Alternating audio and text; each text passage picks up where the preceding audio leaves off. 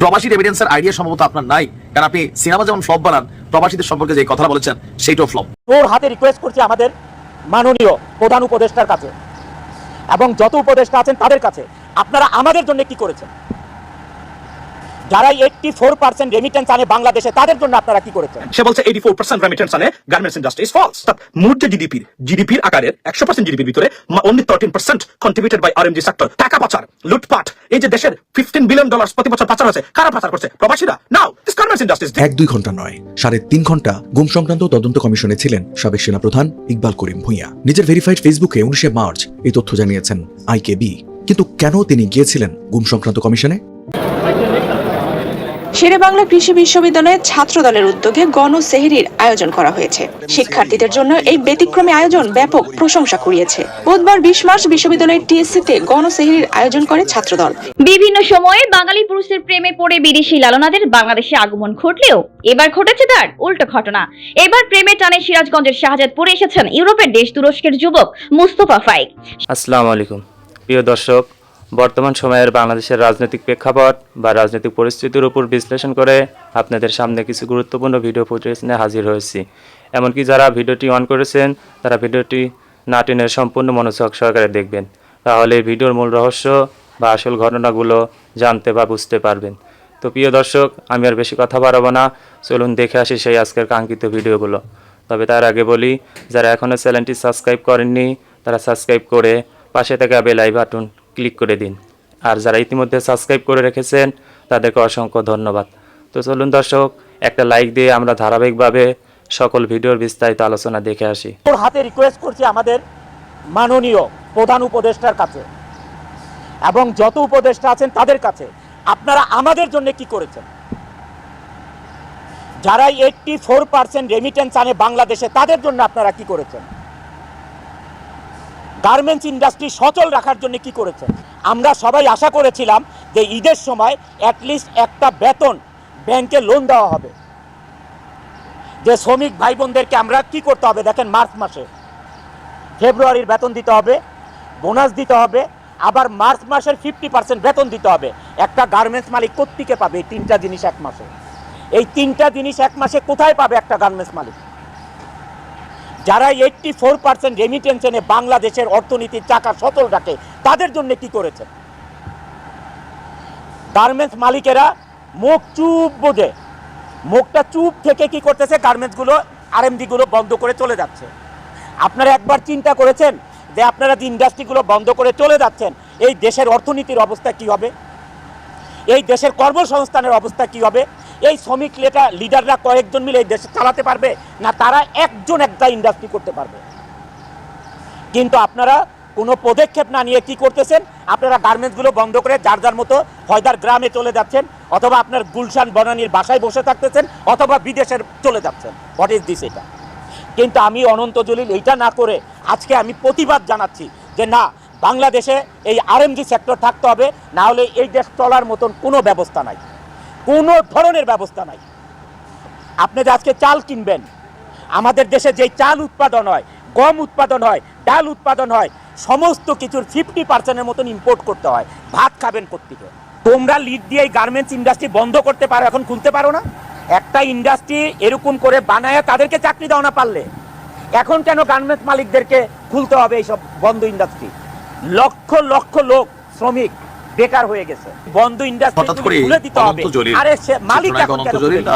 আসলে অভিনয় কতটুকু পারেন সেটা জরুরি না, তিনি বেসিক্যালি একজন ব্যবসায়ী।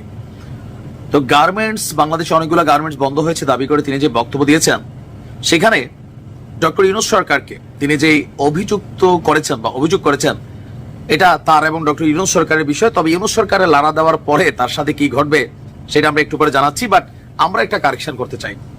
তিনি দাবি করছিলেন যে 14% রেমিটেন্স এদেশে প্রবাসীরা পাঠায়, আর এই 14% রেমিটেন্স পাঠানোর ফলে প্রবাসীদের এখানে ডক্টর ইউনূস সরকার একদম বেহেস্তে তুলে ফেলছে, প্রবাসীদেরকে গাছে তুলে ফেলছে, সম্মান দিতে দিতে মনে করলেন এয়ারপোর্টে থাপড়াইতে প্রবাসীদেরকে আমরা দেখি কি হয়, লাগেজ টাগেজের অবস্থা কি, কিছুটা হয়তোবা সুবিধা দিয়েছে। কিন্তু অনন্ত জলিল যেই ভাষায় বলছিলেন যে প্রবাসীরা 14% রেমিটেন্স পাঠিয়ে এত সুবিধা পাইলে 84% রেমিটেন্স বাংলাদেশে আনা আরএমজি বা গার্মেন্টস মালিকরা কি পেয়েছে, কেন একটা লোন পাবে না? দেখেন জলিল, এই দেশের ব্যাংকগুলারে খোকলা করছে হচ্ছে এই গার্মেন্টস ইন্ডাস্ট্রির মালিকরার একটা অংশ।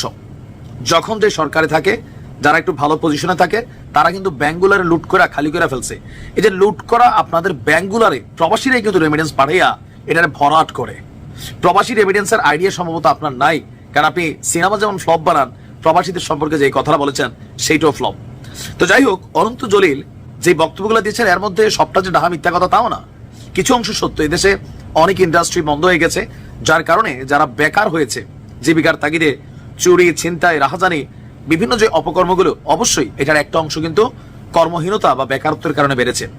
তো এই যে অনন্ত জলিল যে দাবিটা করেছেন যে বাংলাদেশে আপনার পোশাক কারখানা সংশ্লিষ্ট 240টি গ্রুপ বন্ধ হয়ে গেছে, এটা নিয়ে ডক্টর ইউনূস সরকার সরাসরি তাকে মিথ্যাবাদী বা মিথ্যুক বলে দাবি করেছেন। বলা হচ্ছে যে অনন্ত জলিল যে দাবি করেছেন তা সম্পূর্ণ মিথ্যা। তো মিথ্যার সত্যটা কি?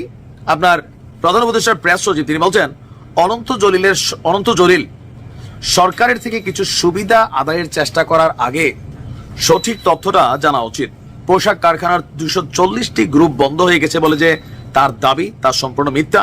এছাড়া বাংলাদেশে সেটিও নাকি অসত্য। হাজার হাজার মানুষ চাকরি হারিয়েছে বলে তার দাবি, সেটিও ভুল তথ্য না। এই জায়গাতে প্রধান উপদেষ্টা যিনি প্রেস সচিব আছেন, শফিক সাহেব, আপনার তথ্য ভুল। আপনারা তো চাকরি পেয়েছেন, জনগণের টাকায় ভাত খান, মাঠের অনেক খবর কিন্তু রাখেন না। বাস্তবিক পক্ষে অনেক মানুষ এই গত 7 মাসে বেকার হয়েছে, এটা সত্য, এটা আপনি অস্বীকার করার সুযোগ নাই। অবশ্য আপনি সরকারি জায়গা থেকে আপনি এটাই বলবেন। যাই হোক, সরকারের দাবি, অনন্ত জলিলের দাবি মিথ্যা হলে, শফিক সাহেবের বক্তব্য যে উনি যে বক্তব্যটা দিচ্ছেন এটা যদি মিথ্যা হয়, অনন্ত জলিলকে তার যে তথ্য 240 কোম্পানি নিয়ে দিচ্ছেন এবং পরিসংখ্যান সেটা উপস্থাপন করার জন্য আপনার অনুরোধ জানিয়েছে। এরপর উপদেষ্টা প্রেস সচিব একটা তথ্যবাদ দিচ্ছেন যে গত 7 মাসে বাংলাদেশের রপ্তানি 11% বৃদ্ধি পেয়েছে, আর সব জায়গায় নাকি আপনার মোটামুটি ব্যবসা বাণিজ্য ভালো চলতেছে, আস্তে আস্তে ভালো হচ্ছে, পরিবেশ অনেকটা আগের তুলনায় বেটার হয়েছে। চাঁদাবাজি আছে, বিভিন্ন জায়গায় লুটপাট আছে, এগুলো আপনারা না দেখলে আবার কে দেখবে ভাই? আওয়ামী লীগ সরকারের সময় এগুলো বলতো যে না, দেশের পরিস্থিতি ভালো, লুটপাট নাই, কিন্তু ঘটতো। এখন সরকারের জায়গা থেকে সরকার কাউন্টার করবেন। তবে আমার ধারণা এই ইস্যুটা নিয়ে অনন্ত জলিল তিনি হয়তোবা একটা ইনভেস্টিগেশনের মুখোমুখি পড়বেন। তবে এটা সরকার এবং জলিলের ইস্যু, কিন্তু প্রবাসীদেরকে ডাইকাই না যে আসমানে তুলছে। 1-2 ঘন্টা নয়, 3.5 ঘন্টা গুম সংক্রান্ত তদন্ত কমিশনে ছিলেন সাবেক সেনাপ্রধান ইকবাল করিম ভূঁইয়া। নিজের ভেরিফাইড ফেসবুকে 19 মার্চ এই তথ্য জানিয়েছেন IKB। কিন্তু কেন তিনি গিয়েছিলেন গুম সংক্রান্ত কমিশনে? শেখ হাসিনার শাসনামলে 2012 সালের জুন থেকে 2015 সালের জুন পর্যন্ত সেনাপ্রধানের দায়িত্বে ছিলেন জেনারেল ইকবাল করিম ভূঁইয়া। তবে আওয়ামী লীগ সরকার পতনে IKBর ভূমিকা বিশেষ জায়গা করে নিয়েছে গণঅভ্যুত্থানকারীদের কাছে। 5 আগস্টের পর থেকে সরকার, রাজনীতি, মানবতা বিরোধী অপরাধ, সশস্ত্র বাহিনী সহ নানা বিষয়ে নিয়মিত নিজের ফেসবুকে লিখে যাচ্ছেন তিনি। বুধবার বিকেলে ফেসবুকে দেওয়া এক স্ট্যাটাসে গুম সংক্রান্ত তদন্ত কমিশনে যাওয়ার অভিজ্ঞতা তুলে ধরেন সাবেক এই সেনাপ্রধান। পাশাপাশি কমিশনের তদন্তে সংশ্লিষ্টদের স্বেচ্ছায় এগিয়ে আসারও আহ্বান জানিয়েছেন তিনি। জেনারেল অবসরপ্রাপ্ত ইকবাল করিম ভূঁইয়া তার স্ট্যাটাসে বলেন, আমার কর্ম অভিজ্ঞতা থেকে কিছু লেখা সম্প্রতি সামাজিক মাধ্যমে প্রকাশিত হয়। ওই লেখাগুলো রাষ্ট্র, সমাজ ও সংস্থার বিভিন্ন অংশের দৃষ্টিগোচর হয়েছে। সেই পটভূমিতে অনেক ব্যক্তি, গোষ্ঠী ও প্রতিষ্ঠানের মধ্যে এর বিভিন্ন দিক ও বিষয়ে জানার আগ্রহ জন্মেছে। সেই পরিপ্রেক্ষিতে গুম সংক্রান্ত কমিশন ফর ইনকোয়ারি আজ বেলা 11টায় গুলশানে অবস্থিত তাদের কার্যালয়ে আমাকে যাওয়ার জন্য অনুরোধ করেছিল। সাবেক সেনাপ্রধান বলেন, তদন্ত কমিশনের ডাকে সাড়া দিয়ে আমি যথাসময়ে সেখানে যাই এবং কমিশন বিভিন্ন বিষয়ে আমার কাছে বিস্তারিত জানতে চায়। আমার স্মৃতিতে থাকা অভিজ্ঞতাগুলো তাদের জানাই। কমিশনের নানান জিজ্ঞাসা ও প্রশ্নের জবাব দেই। জাতীয় প্রয়োজনে গঠিত গুরুত্বপূর্ণ এই কমিশনের কার্যক্রম অধিকতর ফলপ্রসূ করার লক্ষ্যে আমার সঙ্গে তাদের আলোচনা 3 ঘন্টা 23 মিনিট স্থায়ী হয়। বেলা 2:23 আলোচনা শেষ হয়। ভবিষ্যতে মানবতা বিরোধী অপরাধ নিয়ন্ত্রণ কিভাবে করা সম্ভব হবে সে বিষয়েও নিজের মতামত তুলে ধরেন IKB। তিনি লেখেন, বিগত বছরগুলোতে জ্ঞাত বা অজ্ঞাত স্থানে বলপূর্বক গুম হওয়া ব্যক্তিদের সন্ধান ও তাদের শনাক্ত করা এবং কোন পরিস্থিতিতে গুম হয়েছিলেন তা নির্ধারণ করা প্রয়োজন। সেই উদ্দেশ্যে গুমের শিকার ব্যক্তিদের পরিবারের সদস্য সহ কোনো ব্যক্তি, সংস্থা বা প্রতিষ্ঠানের কাছে থাকা তথ্য ও প্রমাণাদি সরবরাহ করে গুম সংক্রান্ত কমিশনের কার্যক্রমকে বেগবান করা আমাদের সবার দায়িত্ব ও কর্তব্য। আর তা যথাযথভাবে পালন করা গেলেই কেবল ভবিষ্যতে মানবতা বিরোধী অপরাধ নিয়ন্ত্রণ করা সম্ভব হবে। ফেসবুকের স্ট্যাটাসে সাবেক সেনাপ্রধান বলেন, একজন নাগরিক হিসেবে বিশ্বাস করি গুম সংক্রান্ত কমিশন ফর ইনকোয়ারির এমন গুরুত্বপূর্ণ কাজে সহযোগিতার জন্য এ কাজে জড়িত সব পক্ষ, ব্যক্তি ও চাকরিরত বা অবসরপ্রাপ্ত কর্মকর্তাকে স্বেচ্ছায় এগিয়ে আসা উচিত। গুম ও অপহরণ সংক্রান্ত যেসব মানবতা বিরোধী অপরাধ দেশে সংঘটিত হয়েছে এর সঙ্গে জড়িতদের সম্পর্কে যে যেখানে যতটুকু জানেন তা এই কমিশনকে অবহিত করা দরকার। গুম সংক্রান্ত তদন্ত কমিশনে ইকবাল করিম ভূঁইয়ার যাওয়ার বিষয়ে কমিশনের সদস্য সাজ্জাদ হোসেন প্রথম আলোকে বলেন, সাবেক এই সেনাপ্রধানের কিছু লেখা সম্প্রতি আমাদের নজরে এসেছে। মূলত এই লেখাগুলো সম্পর্কেই তার কাছ থেকে জানতে চাওয়া হয়েছে। তিনি আমাদের প্রশ্নগুলোর জবাব দিয়েছেন। শেরেবাংলা কৃষি বিশ্ববিদ্যালয়ে ছাত্রদলের উদ্যোগে গণসেহরির আয়োজন করা হয়েছে। শিক্ষার্থীদের জন্য এই ব্যতিক্রমী আয়োজন ব্যাপক প্রশংসা কুড়িয়েছে। বুধবার 20 মার্চ বিশ্ববিদ্যালয়ের টিএসসিতে গণসেহরির আয়োজন করে ছাত্রদল। এতে শিক্ষার্থীদের স্বতঃস্ফূর্ত অংশগ্রহণ সবার দৃষ্টি আকর্ষণ করেছে। সেহরিতে মেয়েদের জন্য ছিল হল ভিত্তিক পার্সেল ব্যবস্থা। আয়োজকরা জানান, রমজানে সিয়াম সাধনায় শিক্ষার্থীদের সহযোগিতা করতেই তারা এই উদ্যোগ নিয়েছেন। গণসেহরি নিয়ে এক শিক্ষার্থী ছাত্রদলের প্রশংসা করে বলেন, ছাত্রদল একটি সুন্দর উদ্যোগ নিয়েছে। এরকম উদ্যোগ এর আগে আর কখনো কেউ নেয়নি। এই ঈদে জামা জুতো অ্যাক্সেসরিজের ডিসকাউন্ট।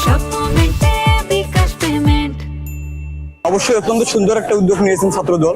এরকম উদ্যোগ কখনো এর আগে কেউ নেয়নি, এটাই হয়তোবা প্রথম। আর আমরা চাই এরকম উদ্যোগ বা এরকম ভালো কম্পিটিশন চলতে থাকুক। আজকে ছাত্রদল সেহরি করাচ্ছে এবং আমরা চাই আগামীকাল সন্ধ্যায় ইফতারটা শিবির থেকে হোক। এরকম সেহরি করলাম ছাত্রদলের, ইফতার করলাম শিবিরের, এরকম করে চলতে থাকুক। গণসেহরি আয়োজনের অন্যতম উদ্দেশ্য শিক্ষার্থীদের সঙ্গে একটি বন্ডিং তৈরি করা বলে জানান শেরেবাংলা কৃষি বিশ্ববিদ্যালয়ের ছাত্রদলের সভাপতি আহমেদুল কবির তাপস। আমাদের এই আয়োজনটা মূলত একটা বন্ডিং এর জন্য আমাদের এই আয়োজনটা। আমরা সকলে একসাথে বসে খাই যাতে আমাদের ভিতরে একটা ভ্রাতৃত্ব প্রতিষ্ঠিত হয়। এখানে জাতি, বর্ণ, ধর্ম, গোত্র নির্বিশেষে সকলকে যাতে আমরা এক ছাতার নিচে নিয়ে আসতে পারি। আমাদের দেশনায়ক জনাব তারেক রহমান যে রেইনবো নেশনের কথা বলছে, তারই আদলে আমরা চেয়েছি যে এখানে সকল ছাত্র এখানে উপস্থিত হয়ে তারা একসাথে কাঁধে কাঁধ মিলিয়ে থিওরিটা করবে।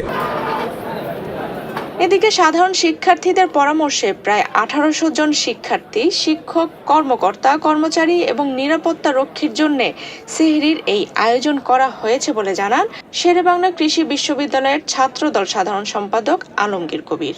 আমরা এই গণসেহরিতে প্রায় 1800 জন সাধারণ শিক্ষার্থী এবং আমাদের বিশ্ববিদ্যালয় কর্মচারী, কর্মকর্তা, শিক্ষক, গার্ড এবং আমাদের যে আনসার নিরাপত্তার জন্য আছে তাদের জন্য আয়োজন করি। কিন্তু আমাদের এখানে দেখা যায় যে আমাদের 2000 প্লাসেরও বেশি আমাদের এখানে সমাগম ঘটেছে।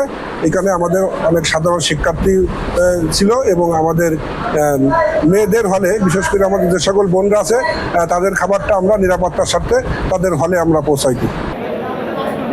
প্রিয় দর্শক, ভিডিওটি কেমন হয়েছে? ভিডিও সম্পর্কিত কোনো তথ্য বা মতামত থাকলে কমেন্টে জানিয়ে যাবেন। আজকের মতো নিউজটি এখানে শেষ করছি। ফিরে আসছি পরবর্তীতে অন্য কোনো নতুন টপিকস নিয়ে। সে পর্যন্ত ভালো থাকবেন। আল্লাহ হাফেজ।